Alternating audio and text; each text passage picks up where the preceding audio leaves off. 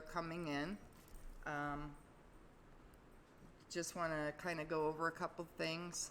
First of all, because of the length of tonight's stream, we're asking everyone to hold your questions until the presentation is over, and then we'll be happy to stay here just as long as you need us to in order to answer all your questions and address all your concerns or comments.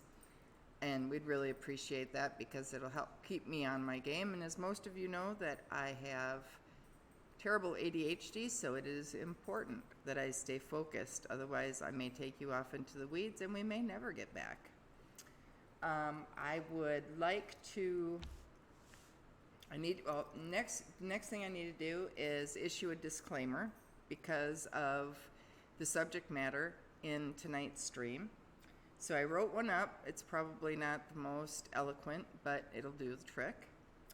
The views on this stream belong to the individual discussing them. They are viewpoints often backed with documenting evidence, but not always. We strongly encourage you to research on your own and form your opinions based upon all the viewpoints available. We stream here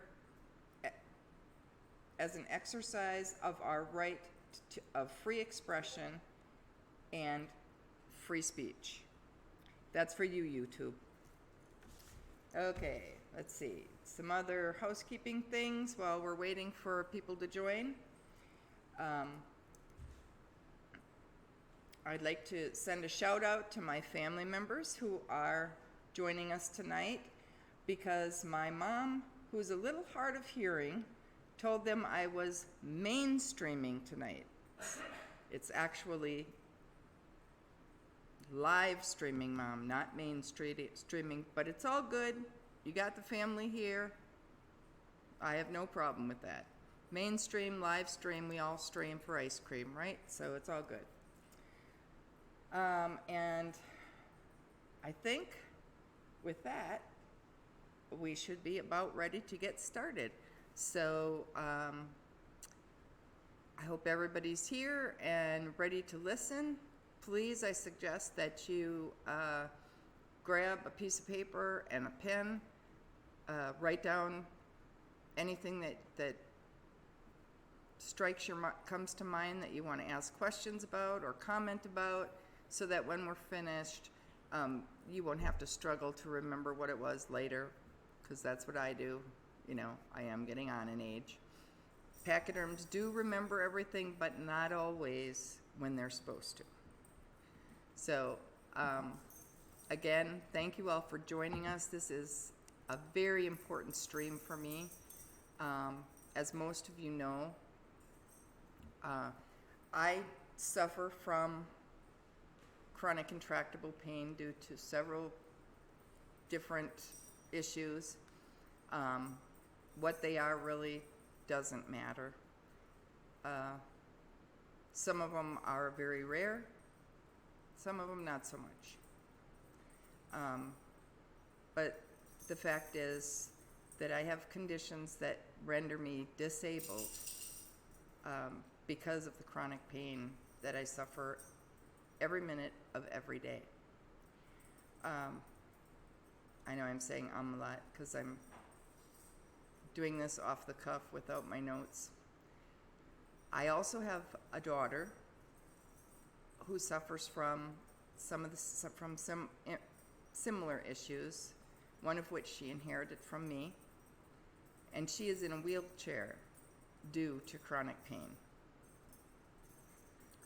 I have a mother who suffers from leukemia, has recovered from throat cancer, and right now is trying to recover from a fractured jaw due to a tooth that got infected and wouldn't heal. And that'll be relevant a little bit later. I also have a niece who suffers from MS. she's just newly been diagnosed within the last year. So this topic is extremely near and dear to my heart. And it's one that, no pun intended, I am extremely passionate about. And so I hope that will come through as I present this to you, because I feel that this is a really important stream for those who suffer chronic pain, as well as those who love them, because sometimes, believe it or not, it's much easier to be the one suffering than it is to be the loved one watching, unable to do anything about it. So with that, let's go. I came up with a mind-blowing theory. I've been mulling it over and over in my head and discussing it with a few members of the herd. We all believe I may be onto something really huge. Bigger than the CDC skewing numbers, bigger than Hillary Clinton's emails, and bigger than whether or not Trump colluded with Russia. You all know how state governments, the federal government, and the CDC, and even doctors are restricting pain meds for those who need them. I've spoken about this topic before. Hospice patients, people at end of life, wounded veterans, and chronic pain patients are having their life-saving pain medications cut severely or stopped completely. The government is passing all sorts of guidelines, regulations, and laws to limit prescriptions for pain medications, claiming it's because of the opioid deaths and addictions. But the fact is, the true addiction rate in the United States has remained the same for over 100 years. Well, I've been thinking long and hard about this for a very long time. This process of really making life difficult for chronic pain sufferers didn't begin with the most recent heroin problem. It's been ramping up for years, and all along, something just didn't smell right. A lot of things simply don't make sense about any of it. It's always been my belief that if you can figure out the why of anything that happens, or things people do, you can usually then find a way to stop it, or at the very least, make sense of it. So here is where I've gone with all of this. How many of you are old enough to remember back in the 80s when the Clintons were running cocaine in Arkansas to make money for the CIA, themselves, of course, and the Iran-Contra thing? Several movies have been made about it, most of them at least somewhat based on the actual events, but the most telling details were contained in the hearings of Oliver North, the high-ranking military officer embroiled in all of it on behalf of the U.S. government. At the same time, hospice patients dying of painful diseases were routinely being forced to suffer in unimaginable end-of-life pain. The amount of pain medications allowed them was being limited due to the government's contention that if they were given what they needed to actually control their pain, they might become addicted. And they were heavily influencing physicians to go along with this misguided, cruel thought process.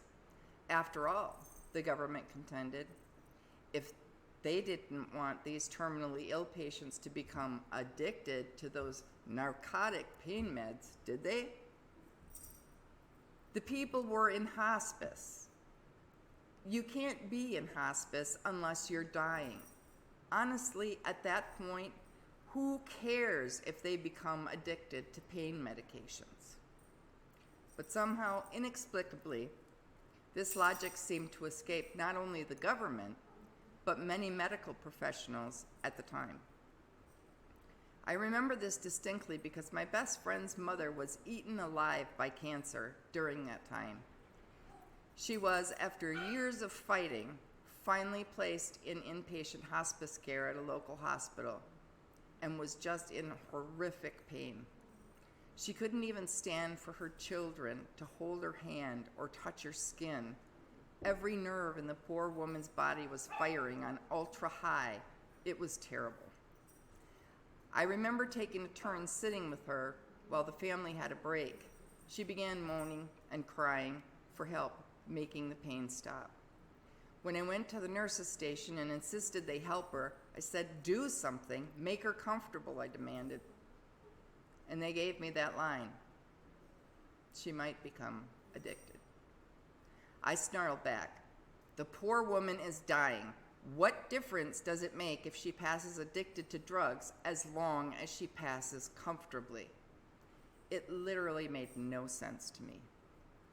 Doctors were being browbeaten from every direction that they must watch carefully for addiction and avoid letting that happen.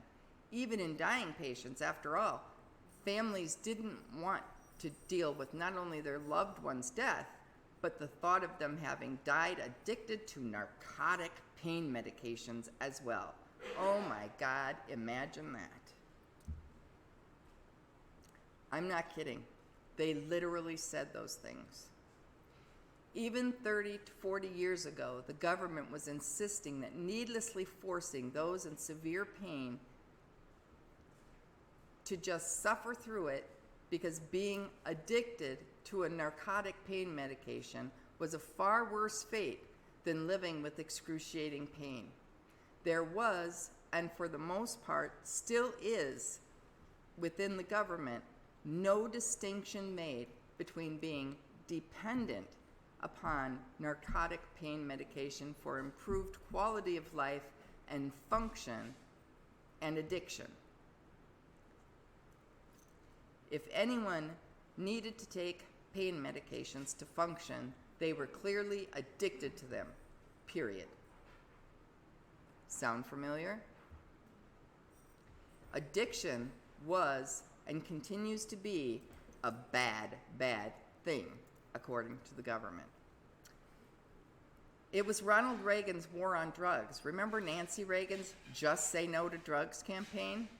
All the while, unbeknownst to the American people, the very same government was flying cocaine in from Colombia, South America, and wherever else they could get it, contracting private pilot services and paying them more money than they could spend, launder, or hide to do it. Trafficking the cocaine all over the country by the tons, making trillions for all their little secret CIA black ops they were running, and simultaneously charging the DEA, FBI, local and state police departments with cleaning up the streets, getting rid of drug dealers, traffickers, and users. Lock them up, they shouted. These illegal drugs are a scourge on the American people. They passed stricter sentencing laws, filled the prisons with people involved with the terrible poison, and even later instituted the catastrophic three-strike law, dictating that any individual convicted of 3 felonies immediately went to prison for life. It didn't matter the circumstances. It didn't matter the level of the crime. 3 strikes, that's it, you're out. Dooming thousands of low-level dealers and users of the very drugs they were trafficking and transporting into the country for sale to life in prison. They created the problem, made it explode within our cities and communities, took the trillions of dollars it generated happily in one hand, while all the while swearing it was criminals and bad actors at the root of it, passing stricter, bigger laws to combat the horrible scourge of drugs in America in the other. It was imperative the American people continue believing that the government and all those within it were looking out for us, doing what they could to protect us and rid society of not only the horrible, illegal drug trade, but all those engaged in it. They had to manipulate the general public into continuing to believe that the government of the United States of America was all good all the time. They would never engage in such things, Only other governments did bad things for bad reasons. The American government would never do such a thing. They were better than that.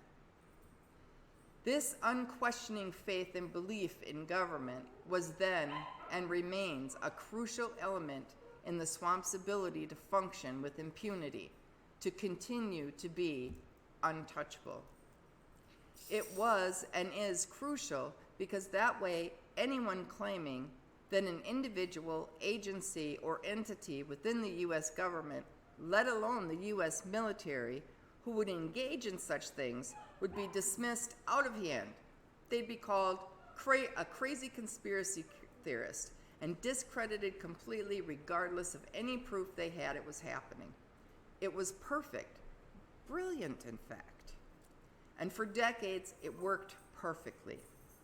The American people were lulled into a false sense of security and were 100% assured that their government was on the job, protecting them from all things bad and unseemly. After all, we're the greatest, most advanced, most industrial, most powerful country in the world. The American people wrapped themselves in this cozy comfort of those thoughts, secure in the belief that those they elected to represent them and their interests had always done the right thing in the past and would continue to do the right thing in every instance in the future. We, the American people, got lazy. We stopped watching what the government was doing. The media stopped doing their jobs as our watchdogs. They stopped alerting the American people when something was amiss within the government and helped facilitate the corruption within it. They played a lullaby each night to the American people on the 6 o'clock news, soothing us, reassuring us that all was fine, the government was great, and in short order, we, the American people, fell asleep. Once that happened, a free-for-all began, and it hasn't stopped since. Prior to the cocaine in the 80s, the government was involved in running drugs in the 60s and early 70s when Vietnam was going on. We don't know where that money went, but I'm guessing it was something as fucked up as a soup sandwich too. Interestingly, in the 60s and 70s, what were the drugs of choice? Anybody remember? Heroin, which was being brought in on military aircraft with the government's blessing from Vietnam, Cambodia, etc., and LSD. Where was LSD created? In a U.S. government laboratory. Don't believe me? Watch the Netflix docudrama Wormwood. It will open your eyes to exactly what our government was doing with LSD and what they were using it and other mind-altering drugs for, as well as how they used them on unsuspecting Americans who were not only severely injured by them, but also many of whom died because of them. Additionally, you can watch a slightly more entertaining film with Mel Gibson in it named Air America. While it supposedly was fictional, we all know it was based loosely on actual events of the time. And because of the addiction created by the heroin the government was supplying and trafficking to American citizens in the 60s and 70s, the all-benevolent government decided they'd make a wonder drug to get people off heroin. Except that wonder drug ended up being more insidious than heroin. What is that drug? Methadone. A cheap government laboratory-created, government-controlled replacement for heroin that is far more addictive and difficult to get free of than the heroin it was created to replace. A herd member experienced in drug addiction and addiction treatment told me that coming off methadone is worse than coming off heroin.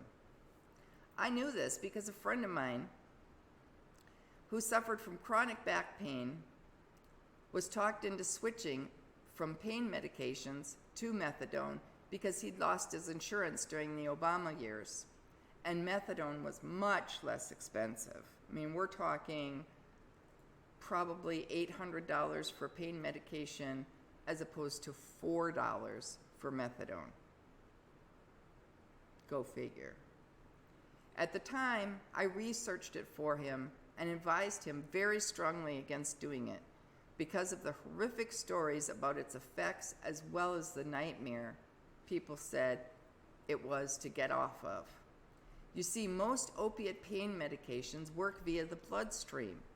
They're effective for a certain period of time, and then the body eliminates all traces of them, typically within 30 days' time. With methadone, it builds up in your body. It's stored in the body's fat cells. So while a pain patient taking something like OxyContin for months or years and having it stop suddenly will go through physical withdrawal from it, be miserable and horribly physically sick for a week or two, after that it will gradually get better until after 3 weeks to a month, the drug will be completely out of their system and all physical withdrawal symptoms will be over. They'll be left with nothing treating their pain, but the physical withdrawal symptoms of OxyContin will be over. With methadone, that is not the case. With methadone, the person will suffer severe, intense physical pain and sickness for months on end. And while it may ease from time to time, for a few days or a week, suddenly that same intense physical pain and sickness will overtake them again without notice and last weeks again. This can and often does continue for a year or more after stopping methadone. It happens precisely because it is stored in one's fat cells. It's impossible to flush out like an opiate pain medication can be. You are held a prisoner to it for as long as it takes your body to get to rid itself of it completely. Just like coming off Suboxone and the like is worse than coming off methamphetamines. Now, with all of that, we've established that our government has a long and storied history of trafficking in illegal, unsafe, unpredictable drugs with one hand, while cracking down on legal, safe drugs and creating laws that do harm to those who legitimately need those medications to function or die with dignity with the other, making it look like they're trying to stop the problem. When the government is not only actively creating the problem, it in fact is the problem. They are the problem, linked in with Big Pharma, who provides the methadone, Suboxone, Narcan, etc., to keep people hooked on their drugs while feeding them a fairy tale about how much better, safer, and cleaner they are on the government-created stuff. Okay, now all of that having been said, follow me here. The Obamacare bill contained a plan for death panels, a board of people who would decide who lived and died based upon the cost of what it would take to treat them versus possible return on investment. Could they or would they ever be able to return to work and resume paying taxes? How long might they be expected to do that? Would the amount of tax dollars and productivity they might contribute if treated outweigh the amount of money it would cost to support them and treat them until they died? If not, if the patient was beyond a certain age or had minimal chance of survival, the death panel's job was to refuse treatment. Too bad, so sad, your husband, wife, son, daughter, mother, father, friend is not worthy of the cost to treat. The expense is greater than any possible return they might give us, so it's our decision he or she is beyond helping, and they will no longer receive any medical services. The death panel was to make it so the insurance companies didn't have to be the bad guy. The doctors and hospitals didn't have to be the bad guys. Hell, even the government wouldn't be the bad guy. It would be some unknown, unnamed group of individuals operating in the shadows, appointed by the government where no one could see them or hold them accountable.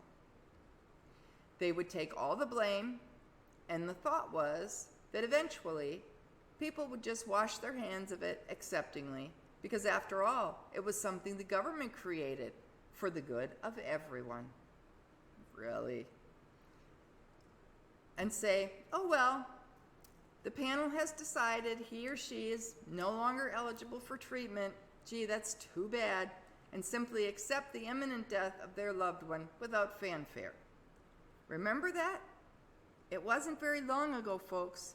Less than 10 years. Now, those who suffer from chronic pain are some of the most costly patients to care for. I know this. I pay those kind of bills. They have complicated medical issues, and more times than not, can't work significantly and have very little or no financial resource or tax earning potential. Yet they cost a huge amount to maintain between drugs, doctors, procedures, tests, surgeries, etc.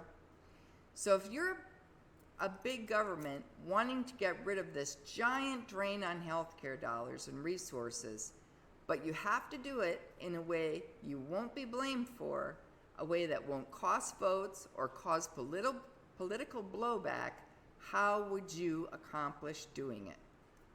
Why not flood the market with heroin, making tons of money for those involved in the process, government and individuals alike, like the Clintons did with cocaine? Make it easy to get, knowing full well that in a bad economic downturn, people are more prone to seek out something to ease their pain. Get loads of people addicted, make money off the illegal drugs, money off the rehab facilities, money off the Suboxone, Narcan, and Methadone, then bam, put the smack down on doctors. Blame them for the entire thing. Raid offices, scare the hell out of anyone prescribing narcotics to a point where they won't do it, citing the new drug epidemic. Then blame it all on the doctors for starting it. Meanwhile, continue to bring in illegal drugs and make money off them. The doctors will cut back severely on prescribing pain meds to an aging population. The baby boomers, most of whom spent their entire lives busting their backs and asses, beating their bodies to hell, and then, just as they're about to retire and become non-tax paying, non-productive, as far as the government's concerned, citizens, make it impossible for them to have their pain treated. Add to this the other 14 million chronic pain sufferers in the U.S., wounded veterans, elderly, disabled, sick, the ones who are so often have no voice. And if they do, no one listens to it. What will they do? Many are children of the 60s and 70s, after all. They know about heroin and street drugs. In their minds, they think they do. Perhaps they even remember trying them back in the day. They decide if they can't get what they need legally, they've got experience to some extent with getting them illegally. In fact, according to ABC News, and a piece they did, drug use in those under age 18 has dropped significantly, while use in those over the age of 50 has risen significantly. This further proves my point that when adults, baby boomers, who have busted their butts their entire lives working nonstop, who legitimately need pain medications to function and remain productive in spite of growing restrictions or being cut off from those medications by their physicians, can no longer get safe, legal pain control, they can, will, and in fact are seeking and getting what they need on the streets with illegal, unsafe, illicitly manufactured drugs, which further fuels the drug epidemic, our government has done a fantastic job of creating. Many of them will turn to the street drugs. Many will overdose on those street drugs because they're different than what they remembered, and they'll die accidentally. Far too many will be afraid to take anything, and they'll commit suicide. No matter how you look at it, you'll get rid of a huge swath of the most costly people to care for, saving the government trillions. Best of all, the government won't get blamed because they're the ones making the restrictive laws to protect against the drug addiction. All the money people win. Those who lose, who cares? They're not worth taking care of anyway. They simply cost too much, according to the government. We have been set up for this. I think I'm right, or very close to it, though I know some might be saying very few people will just accept that our government is doing that. Okay. To which I answer, there was a time that was true, when we all trusted our government and what they were doing, and we always said, not our government. No way, our government wouldn't do that. But more and more, nowadays, people are waking up to many things we never dreamed our government would be involved in or would do. And yet, here we are with them, having done them. Many won't want to believe it, but honestly, the proof is right in front of us. In the Obamacare bill, for example, the entire idea was to get rid of those who cost a lot to care for and were at the end of their earning potential, or who no longer had any earning potential. It's all about the money, the power, or both. They found a way to not only make a ton of money, but to, through the elimination of costly healthcare patients, save a ton as well. As I pointed out earlier, the insurance companies win, the government wins, those involved in the drug trade win, Big Pharma wins. According to Forbes magazine, the $35 billion a year rehab industry wins, an industry in which the majority of people who go to rehab at a cost of $35 billion per year fail the treatment and return to using their substance of choice. Only 5 to 10% of people who enter rehab are successful. So you have an industry that's costing $35 billion a year, which is only successful 5 to 10% of the time. And yet everyone is screaming, we need more rehab centers. Ask yourself, why do we need more of anything that costs this much yet fails 90 to 95% of the time? Hell, even the prison contractor industry wins with this one, as arrests, convictions, and subsequent incarceration rates for those committing crimes related to the illegal drug trade continue to rise yearly. All of those who are more concerned with money than life or quality of it. They all win, and they don't give two shits about those who lose. We're nothing more than dollars they don't have to spend. You might be thinking, so you go from Granny not getting a knee replaced and just being treated with pills to not treating her pain. Wouldn't that just create more health issues? Hell yes. And that's the plan exactly. You see, if Granny isn't cared for or treated and suffers constant pain, what happens? Those of us who suffer chronic pain, we know well what happens. She becomes weaker, more susceptible to opportunistic diseases, high blood pressure, heart problems. She quits eating. Her body is no longer strong enough to fight any of it off, or recover, or heal itself. Granny dies. Problem solved. money saved. I've been banging my head against the wall for years trying to figure out the why of it all. And it just didn't add up, you know? Why not let the addicts just kill themselves? Problem solved. I know that sounds cruel, but you know, you have to think of every aspect. Except, no, the government and those involved make sure and I'm sorry. Make and save way more money on all fronts if they do it this way. Had they let the addicts do their thing, get sick, overdose, and die, more and more people would realize that illegal drugs are indeed a bad, bad thing. Eventually, they'd stop buying them and doing them, including the ones the government has been happily providing for years. The economy would get better, and the drug epidemic would go away. Those involved have to keep it going to make as much off of it as they can. All the while, the government appears, as usual, to be the good guys because they're passing more and more laws in response to what they tell us are millions of people demanding they do something about this horrible drug problem. The response?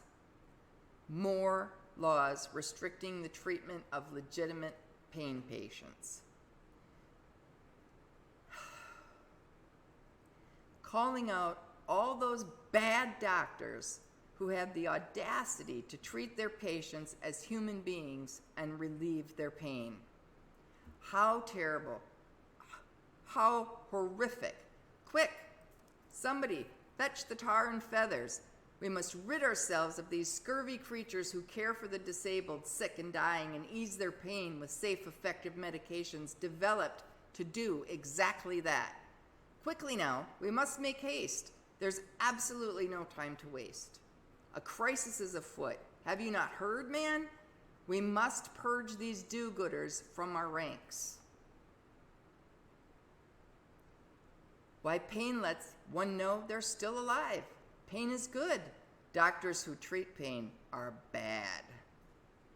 They actually manipulated the American citizens into demanding the government do exactly what it needed to do in order to keep raking in the money.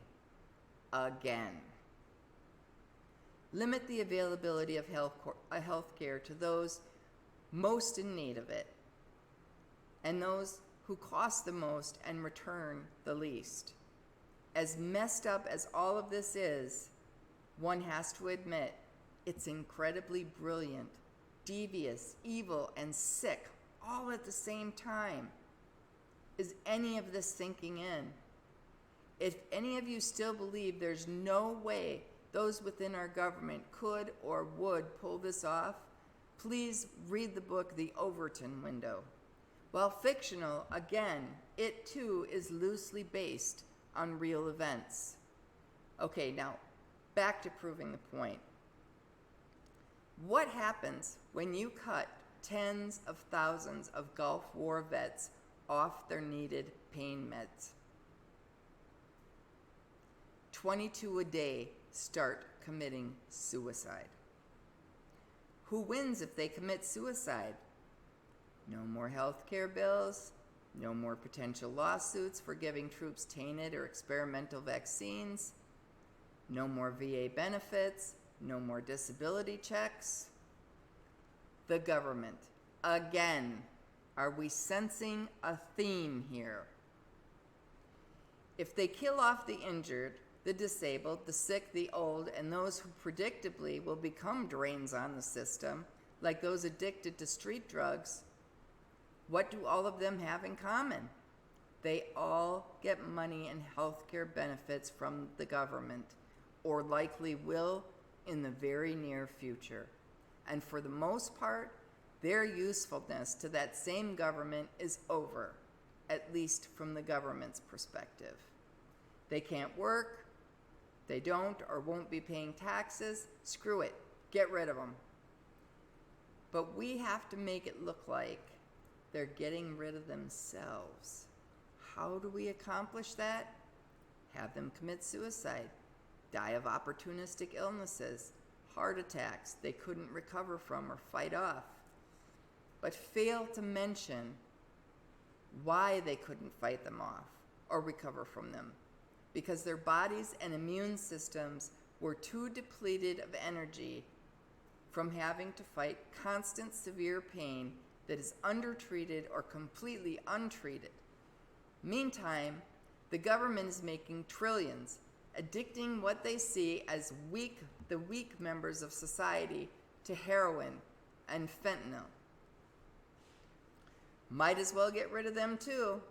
They'll be the ones who cost us money in the future. Insurance companies save money. Drug companies make money off things like Suboxone, methadone, Narcan, and rehab facilities that fail most of the time. Prison contractors make tons off the ones arrested for possession, dealing, trafficking, even though they all technically worked for the government. Everyone wins, except those who lose: the sick, the disabled, the old, the veterans, the pachyderms, and those with the addiction gene. In the words of one herd member, the elite fucks win. Well said. They make the doctors be the bad guys who cut off Granny and the guy whose leg was blown off serving his country. The doctors blame it on the states blame it on the feds, and of course the feds blame it on who else? The drug dealers and traffickers, who are, in fact, the government. My, what a profitable circle jerk our government has going on. Everyone ends up getting off, making money and feeling great, except the ones they screw in the end. Are you surprised? Is anyone shocked by this? I did a fair amount of research on this. Guess when this current heroin issue began? 2007, 1 year before Zero took office, with a 9,000-page national health care plan already written in hand. Coincidence? Probably not.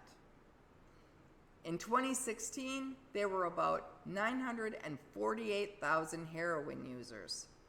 Also in 2016, 170,000 tried heroin for the first time. What are the chances that more than half of the 170,000 who tried heroin for the first time in 2016 were chronic pain patients who had been severely restricted from their pain medications or cut off completely? How many Americans need to take long-term pain medications? 14 million. 100 million suffer from chronic pain. The population of the United States is approximately 330 million. So what they're saying is 1 in every 300 people are heroin addicts. 0.3% of the population. Yet the CDC and government are telling us that 1 in 5 of us have tried heroin. How does that compute? Of all the people you know, family, friends, co-workers, supposedly 1 in 5 of them have tried heroin. And yet the funny thing is, no one I've spoken to knows of more than 1 or 2 people who have ever tried it. Keep in mind, the average American knows more than 300 people. If 1 in 5 of them had actually tried heroin, we'd all know at least 60 people who had done it. Additionally, from what the government is trying to convince us on their little public service ads and commercials on the radio and whatnot, most who try heroin 1 time become instantly addicted to it. I certainly don't know 60 heroin addicts. I don't know 30 or even 5. And I know a lot more than 300 people. Go figure. It doesn't compute. It's utter nonsense. But they don't think any of us are smart enough to do the math and figure it out. In order for 1% of the population to be heroin addicts, 3 million would have to be addicts. According to these numbers, in 2016, only 1/3 of that number were addicts. So how does that amount to an epidemic? It only affects 0.3% of everyone in the country. Conversely, though, we have 100 million chronic pain sufferers, 14 million of whom take narcotic pain medications long-term to control that pain, to be able to function in their daily lives and have some quality of life in spite of living with chronic pain. By my math, that's 3.3% of the population taking pain meds. 33% of the population suffers from chronic pain. Sounds more to me like there is a chronic pain epidemic, far more than there is a heroin epidemic or an illegal street drug epidemic, however you choose to say it. When you look at all this and really examine it, none of it adds up any other way than the way I've just laid it out. The government narrative simply is not possible. The government is intentionally feeding customers to the illegal drug trade. When people go buy heroin, they pay cash. The insurance company doesn't have to cut a check for medical services or pharmacy bills. If the government tells me it's true, it must be so. Why would my government lie to me? They would never lie to me. Our government doesn't do things like this. If those are your thoughts, where have you been the past 20 years? Do you know Big Pharma always contributes to the campaigns that are against the use of medical marijuana? Even that, because it will cut into their bottom line. They're doing this shit all the time. And what's worse, they're doing it right in front of us. Either we're not paying attention enough to figure it out, or we, the people, don't have balls enough to call it out when we see it and do what it takes to stop it. I don't think there's a drug epidemic. When you get some congressman's kid or someone like Eric Bolling's son that dies because they did heroin or some street drug for the first time, I'm sorry for your loss. Truly, I am. It's horrible, tragic. I cannot begin to imagine the pain that a parent feels when their child dies in that needless, horrific way. But guess what? As painful as it is for you to hear, I am the brutally honest elephant in every room, and I am about to become brutally honest. They put that needle in their arm or that pill in their mouth. Chronic pain patients didn't. No one pinned them down and forced it in there or held a gun to their heads. Using heroin or any illegal drug is a choice. My kids have never used illegal drugs. They don't smoke, they don't drink. Luck of the draw, good parenting, smart kids. Who the hell knows? Maybe I just got lucky. My point is, most of the population manages to get through their teenage years and their lives without doing heroin or street drugs. Why blame the deaths of those who didn't manage to on anything or anyone except the ones who stuck those needles in their arms and pushed the plunger in, took the drugs not prescribed to them, mixed those drugs with other substances, and or wash them down with alcohol? What makes their deaths my fault or responsibility? What makes it perfectly fine to punish me and other chronic pain patients who engage in none of those illegal, irresponsible, and quite frankly, stupid behaviors for the actions of those who do? Why restrict the availability of narcotic pain medications from those who need them not to get high or use recreationally, but rather to function because of the actions of those who engage in risky, illegal activities involving illegal substances. Why? Why make those of us who take them responsibly, as directed by our licensed physicians, the criminals, other than because we're the easiest targets, and so are the doctors who treat us? Why take life-saving medications from those of us who have proven our legitimate need for those medications and presented that objective proof via CT scans, MRIs, X-rays, blood tests, bone marrow biopsies, and other irrefutable medical documentation to the physicians writing those prescriptions? Why punish those of us who need those medications to function, be productive, engage in life, and have some quality of life in spite of our medical conditions, based solely on the illegal, irresponsible actions of others with whom we have no association? Because it fits the narrative. It further pushes the idea that pain meds are bad, bad, bad, convincing the world who doesn't need them so that they will agree to then restrict them for those who do need them. Why? Well, because they're bad, bad, bad, of course, as are the doctors who dare to prescribe them. Hogwash. Do they insist upon doing this so that legitimate pain, I'm getting a little excited here.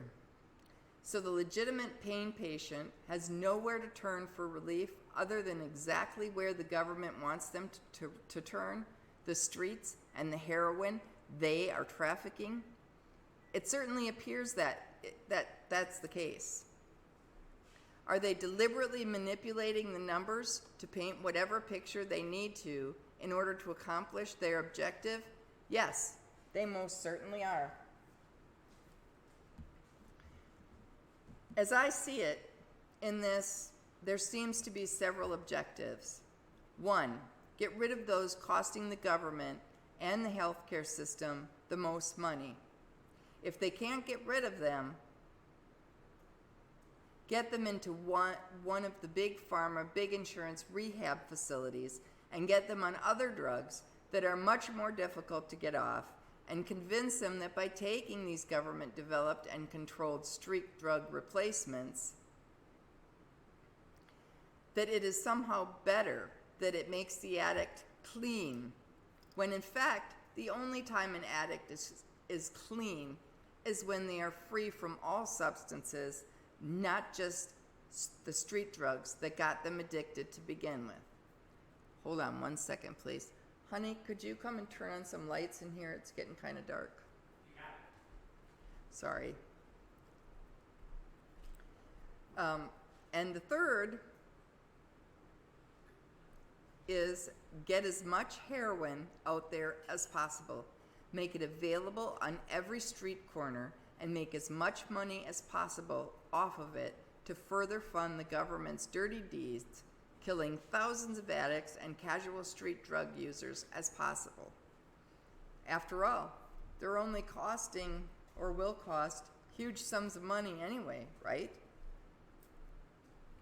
All the while, scaring the rest of the public into thinking if they take one pain pill after having their hip replaced, they'll become addicted and end up on the street begging for the heroin the government so willingly and happily supplies.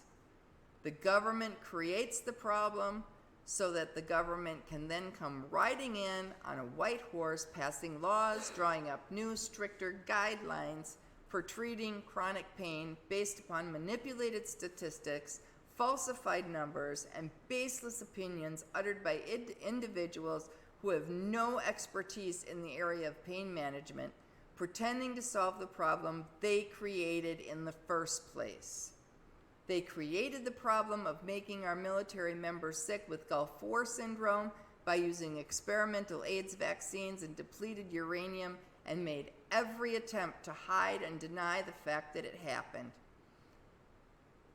That it is likely the cause of the disabling condition known as Gulf War syndrome, which of course they are still attempting to deny even exists.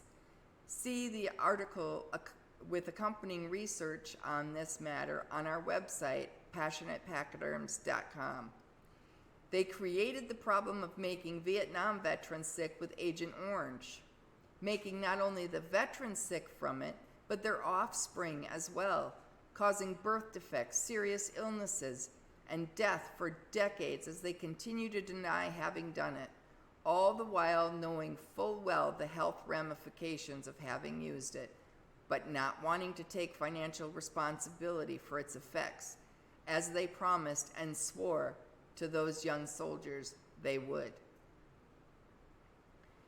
Of course, the soldiers believed those promises. After all, it was the U.S. government who made them, and they would never lie to troops going off to fight on their behalf. They created the problem, sending our military to Iran and Iraq, and then not allowing them to fight to win, costing hundreds of thousands of injured military personnel who would then come home to need extraordinary, expensive care, which the government promised they would provide, but then, of course, once again, reneged on, leaving many of those veterans with nowhere to turn for help. Presto changeo, here's heroin the wonder drug, something to ease their pain until the government got round to processing those disability papers and found the time to get them in to see a doctor at the VA. After months or years of waiting on some secret list meant to hide their existence and the fact that they were not being cared for in a timely manner.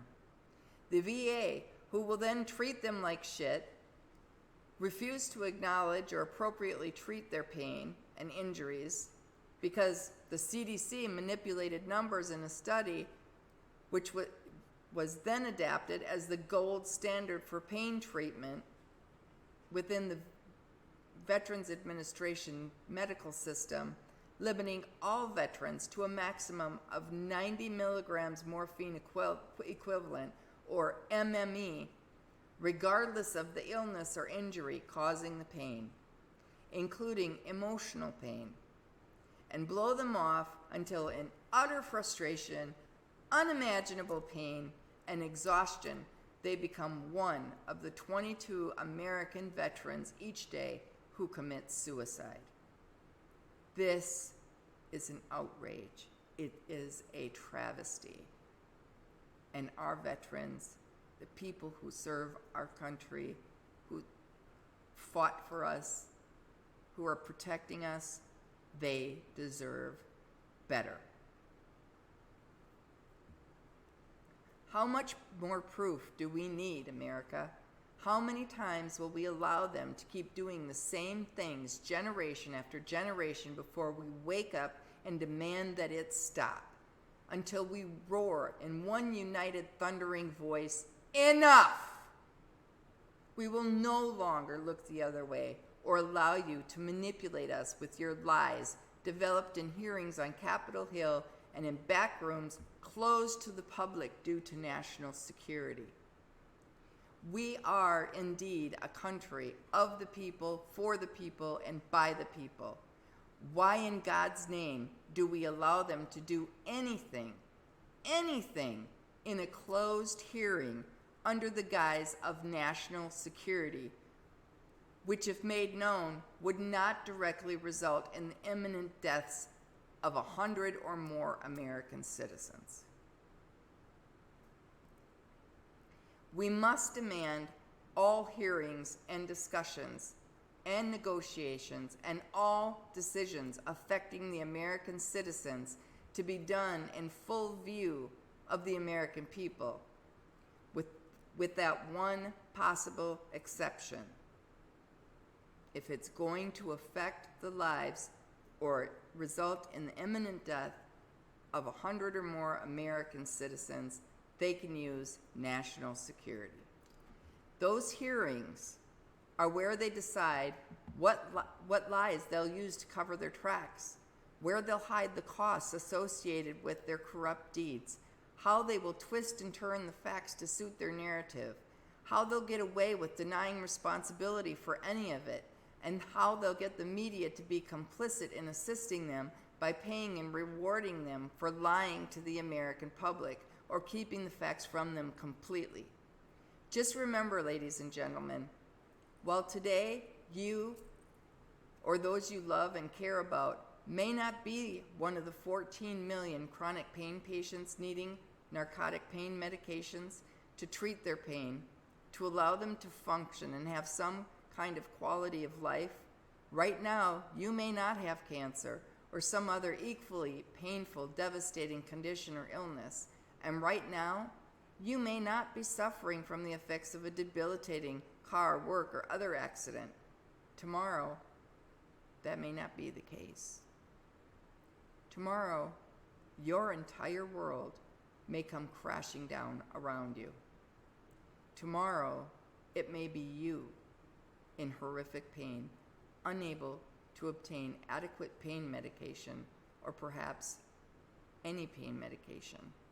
Even worse, tomorrow you may be standing at the bedside of someone you love who is begging you to help them, or begging God to let them die because they can no longer live with the pain that they're in. What will you do then? Will you tell your wife, mother, son, daughter, when you can't find a way to get the doctors to treat their pain? What will you tell them? Or when the small amount of pain medication they are given doesn't begin to help control it, what will you do? What will you do when you have to look into their eyes and see the very life draining from them more and more each day because of the horrific pain that they're in, and you can't do a damn thing about it? If you fail to act on this, if you fail to stand and make it your mission right here, right now, to stop this war on pain patients and their doctors, there is zero doubt the day will come sooner or later when you will regret it. None of us will leave this life never having suffered chronic pain or been forced to stand by helpless while someone we love does. When that time comes, do you want to know you were the hero who helped, or the one who could have but never bothered? I am Passionate Pachyderms, the brutally honest elephant in every room, and I tell it like it is. If you like this video, please don't forget to smash that thumbs up button. If you like this subject matter, please subscribe to the Passionate Pachyderms channel. If you're a chronic pain patient or the loved one of someone suffering chronic pain that has had their medications severely reduced or stopped altogether, leaving them in constant uncontrolled pain, please join me in making a roar they can't ignore by writing, calling, and visiting. That one's really important, everybody. Visiting your elected representatives and demanding they stop this insane war on pain patients and their doctors.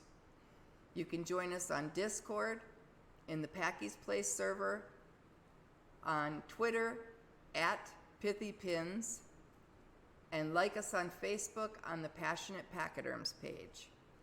A transcript of this entire stream will be posted on our website, PassionatePachyderms.com, and you will find links to all of the articles and other things that I've referenced within this, in that document on PassionatePachyderms.com. And at this point, I want to go ahead and bring my screen up so I can see all of you who've been watching on YouTube and answer any questions. We can discuss what I've said further. Now the floor is yours. Thanks for listening.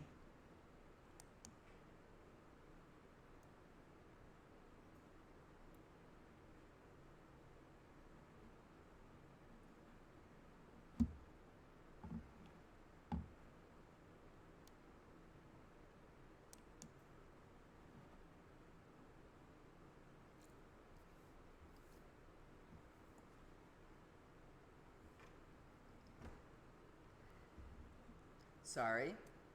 Apparently, my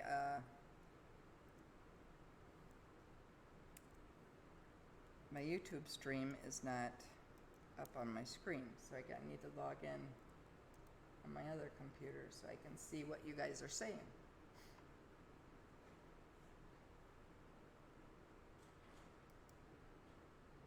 There's still sometimes we're doing these streams where we're still trying to work everything out and get it together. So I appreciate everybody's patience as we learn all this stuff. All right, let me take a look here.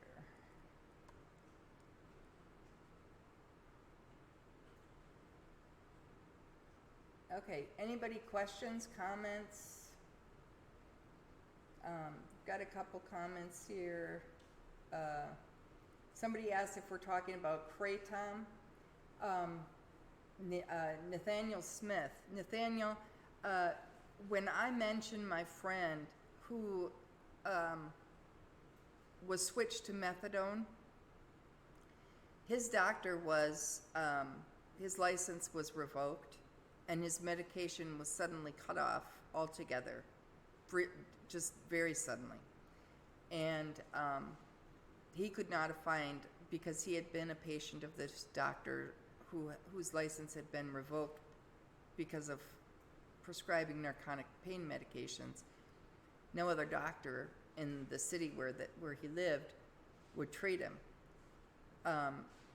He suffered absolutely in positive misery for the first 3 months, and somebody suggested kratom to him. He got some, started taking it, and it was a miracle substance for him. Without that, he would have turned to straight drugs. Kratom was the only thing that saved him. He knew that my medications had been severely cut and that I was really, really struggling with trying to still be able to have some function and quality of life. So he suggested that I try kratom as well. And I thought, well, it can't hurt. So I went ahead and ordered some, and it worked great. It was a very effective, supplement to the pain meds that was still allowed to take and prescribed. And so I think I took kratom, maybe I think it was 2 teaspoons of it twice a day, something like that, for about a month, until suddenly I started experiencing some anaphylactic reactions from it. And with one of the diseases that I suffer from, it's called indolent systemic mastocytosis. It's a disease that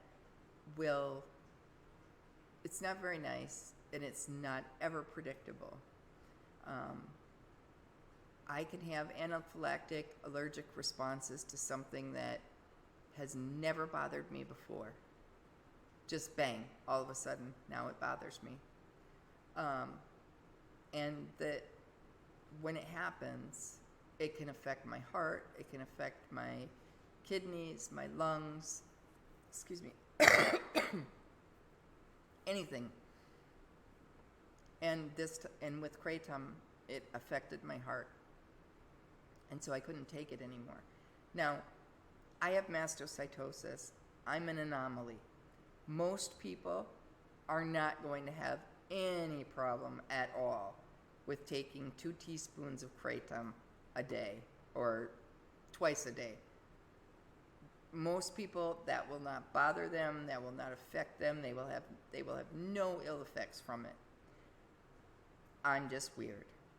So I would strongly urge anybody who is really, really suffering, if you can get your hands on some kratom, you can order it online.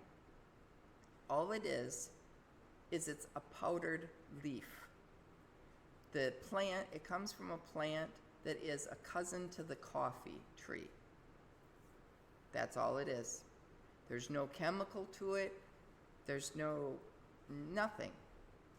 But it has pain relieving properties. And it is very, very effective in relieving the physical symptoms of withdrawal.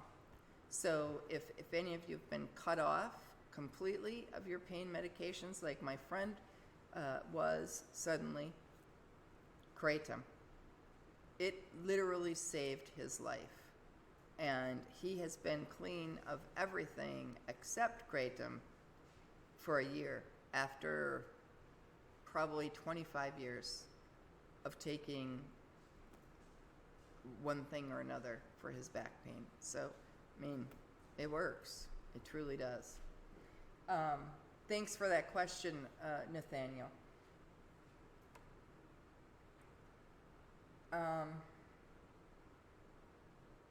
Linda Hipple remarks that healthcare will only pay for narcotic pain meds, forget good alternative treatments.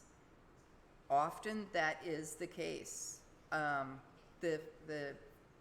know with Medicare patients and most insurance companies, they're even limiting physical therapy to something like a ridiculous cap for physical therapy of something like $1,500 a year.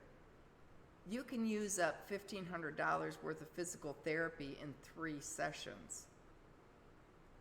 You know, it's ridiculous the kinds of things that they're doing. I mean, they literally are making it impossible for people who are in chronic pain.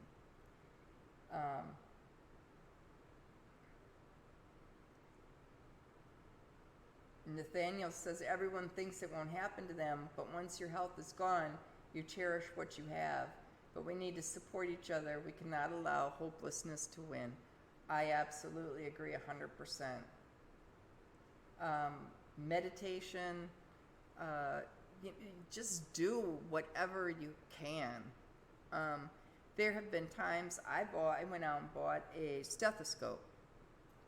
And when things are at their worst for me, I will get that stethoscope or ask Chuck to get it for me, put it on my ears, and I will just listen and focus and concentrate to the sound of my heartbeat.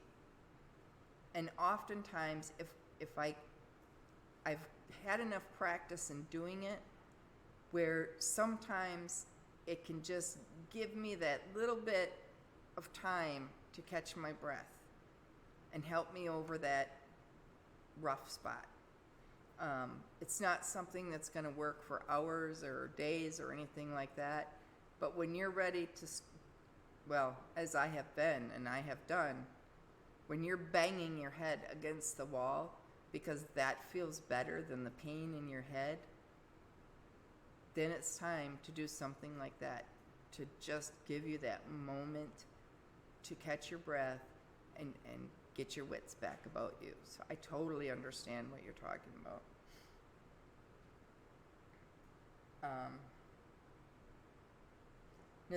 Nathaniel again, he says no one has ever died from weed. I can't argue that. Deadpool says he's tried to overdose on weed for like 10 years and hasn't been successful, so keep trying, Deadpool, you know? Never give up, never surrender. Let's see.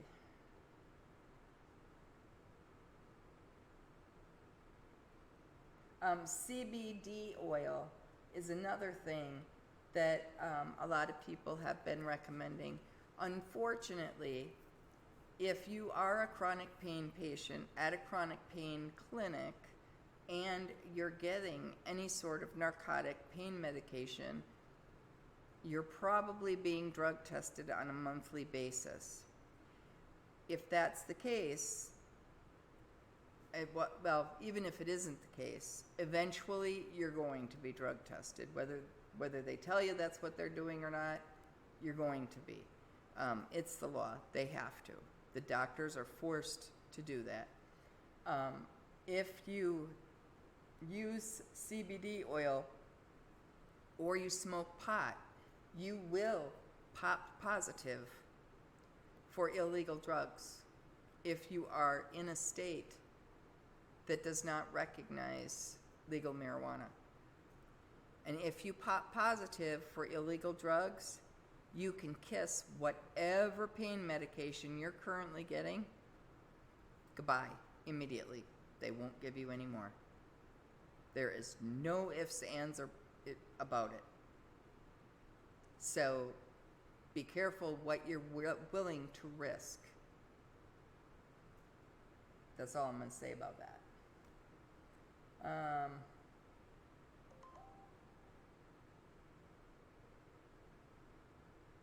Okay. Does anybody else have any more comments or questions? I know we're going to get a lot of people who are who will come in later and watch this video and perhaps comment on it then. We've been advertising it pretty heavily, and there are so many. I just can't even believe the number of chronic pain patients there are out there. I totally think that the number of patients far exceeds 14 million in this country. I think that's a number that is woefully underreported. I think there's far more people affected by this craziness that's going on than we know about. And most of those people don't want anyone to know that they're taking pain medication. It's none of anybody's business, really. I mean, there's no reason to go and shout it to the world. Plus, by shouting it to the world, you open yourself up for these people who will do anything to get illegal drugs to come and break into your house and try and steal them. So really, it's best to keep your mouth shut about it. So when they ask these people, are you taking these medications? What are they going to say? Oh yeah, I take them all the time. Keep them in my kitchen cabinet. They don't know who they're talking to. They don't know who's going to find out that information. So I strongly believe that these numbers are not accurate. T Black says that's why we have a safe. Exactly, we do too. Terry Mathis says Big Pharma is evil. Yeah, we went through that one. Kratom does not show up on drug tests. Good point. Absolutely true. It does not.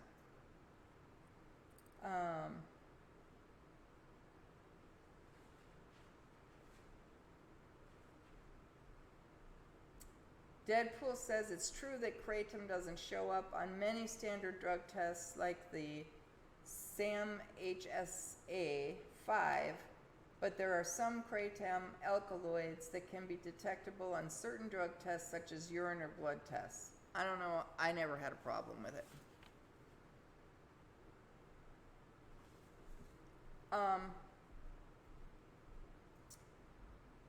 Let's see. Deadpool also says they have kratom drug tests now, though. Well, of course they do, because anything that works, they don't want you taking it. That takes money away from Big Pharma. I mean, if you can get a kilo of kratom for $100, and that works for you, instead of paying, $1,200 for a script of OxyContin or MS Contin or Percocet or whatever you're taking, that means that Big Pharma's out that money. So they don't want you taking things like kratom. That's why they always go against medical marijuana. They don't want you smoking pot because it takes money out of their pocket.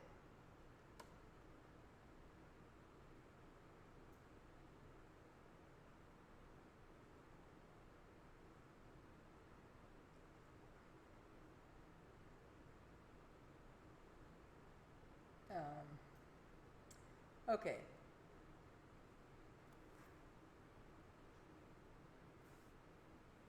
Anyway, so I think we're going to go ahead and call this a stream. If any of you are interested, you're certainly welcome to join us on Discord in the Packy Chat general chat, and we can continue this discussion there. But I think we've pretty much covered everything as far as the live stream goes. Thank you again to everyone who came to watch and experience this with us as I went through this. I know it was long. I apologize. And thank you to those who will watch this later this evening or tomorrow. God bless all of you.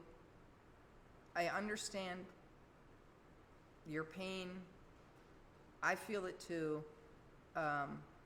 Together we can make a roar they can't ignore. So just remember that. Don't give up. I am Passionate Pachyderms, Packy Mom, and I tell it like it is. Have a good night.